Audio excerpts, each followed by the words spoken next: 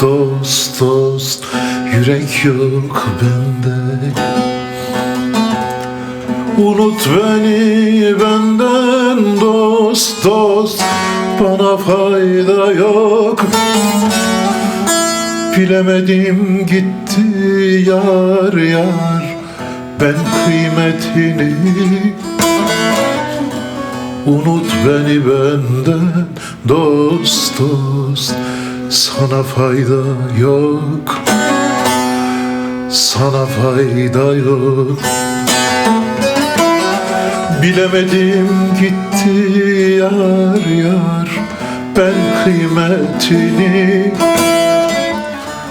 Unut beni benden dost dost, bana fayda yok, bana fayda yok.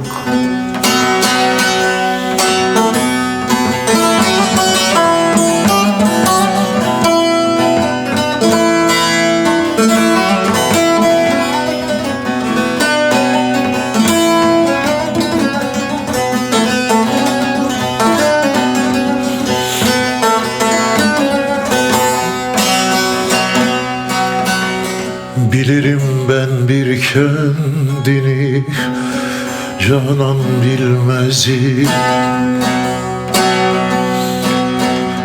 Hayattan ders almaz dost dost, yola gelmezem. Güzel ben böyle bir dost dost, iflah olmazım. Unut beni benden dost dost, bana fayda yok, sana fayda yok. Güzel ben böyle bir dost dost, iflah olmazım. Unut beni benden dost dost, sana fayda yok, bana fayda yok.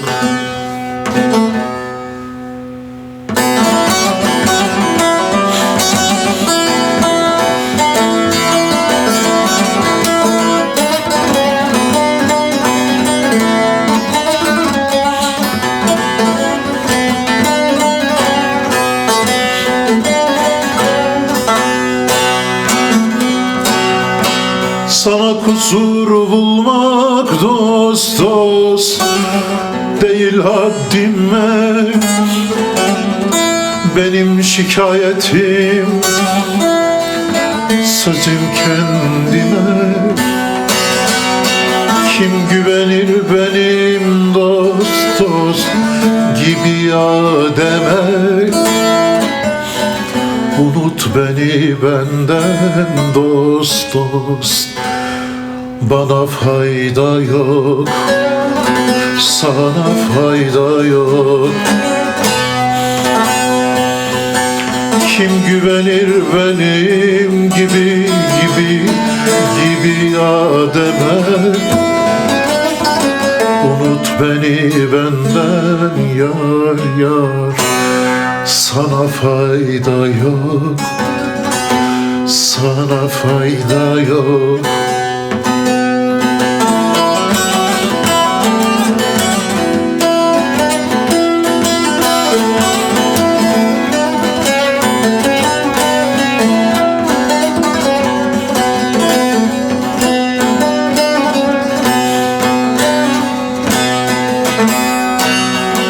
Celal der ki sor bir dost dost, niye suskunum?